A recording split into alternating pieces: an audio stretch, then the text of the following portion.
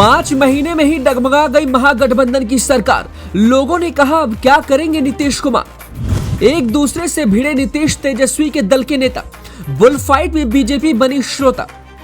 एक साथ यात्रा पर निकले नीतीश तेजस्वी तो जनता की समस्याओं का हुआ समाधान। खुद के ही घर में मच गया है घमासान।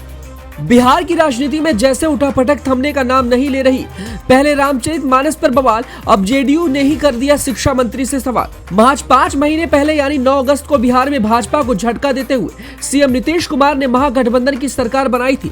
बड़ी मशक्कत के बाद तेजस्वी का आधा ख्वाब पूरा हुआ था, लेकिन लगता है उनकी खुशी ज्यादा दिन टिकने वाली नहीं है।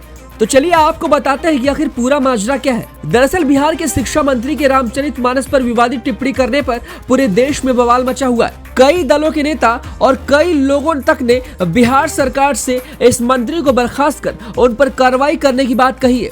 वहीं अब इसको लेकर महागठबंधन में दो फाड़ हो चुका है। एक तरफ सीएम नीतीश की पार्टी जेडीयू ने इस बयान की निंदा की है, तो दूसरी तरफ लालू यादव की पार्टी आरजेडी, जिसके कोटे से चंद्रशेखर मंत्री है, उसने इस बयान का समर्थन किया है। दरअसल शिक्षा मंत्री प्रोफेसर चंद्रशेखर ने नालंदा ओपन यूनिवर्सिटी के दीक्षांत समारोह के दौरान तुलसीदास द्वारा रामचरितमानस को समाज में नफरत फैलाने वाला बता दिया था, जिसके बाद बिहार में बीजेपी के साथ ही जेडीयू भी इससे नाराज हो गई थी। बिहार में शनिवार को भी रामचरितमानस पर महाभारत जारी रहा। एक तरफ जेडीयू के नेताओं ने हनुमान मंदिर के सामने रामचरितमानस का पाठ कर शिक्षा मंत्री का विरोध किया, तो वहीं दूसरी तरफ आरजेडी के प्रदेश अध्यक्ष ने चंद्रशेखर के बयान को सही बताकर उसका समर्थन किया। जेडीयू के राष्ट्रीय अध्यक्ष ने भी शिक्षा मंत्री को सभी धर्मों और ग्रंथों का सम्मान करने की हिदायत दे डाली। तो पार्टी के संसदीय बोर्ड के अध्यक्ष उपेंद्र कुशवाहा ने तो ये तक कह दिया कि आरजेडी भाजपा की मदद कर रही है। जेडीयू अब साइलेंट मोड से हटकर लगातार शिक्षा मंत्री से माफी मांगने की मांग कर रही है। अब हर जिले में जेडीयू द्वारा इसका विरोध भी किया जा रहा है।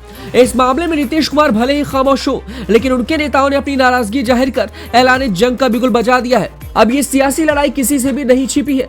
महागठबंधन के दोनों प्रमुख दल एक दूसरे पर जमकर बरस रहे हैं। हालांकि जेडीयू का इसमें कूदना कोई सोची समझी रणनीति भी हो सकती है, क्योंकि पहले जेडीयू के नेता शिक्षा मंत्री के बयान को अपना निजी बयान बताकर कन्नी काट रहे थे, लेकिन अब पार्टी के छुटभैया नेता नहीं बल्कि नीतीश कुमार के करीबी नेताओं ने ही इस मानस कांड का शंखनाद कर दिया है।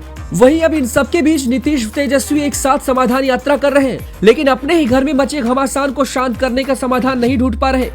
एनडीए से अलग होने से पहले भी बीजेपी और जेडीयू में इसी तरह की सीधी लड़ाई देखी गई थी। जेडीयू और बीजेपी के नेता ठीक इसी तरह एक दूसरे पर खुलकर सियासी हमला कर रहे थे, जिसका परिणाम तो आप सब जानते हैं।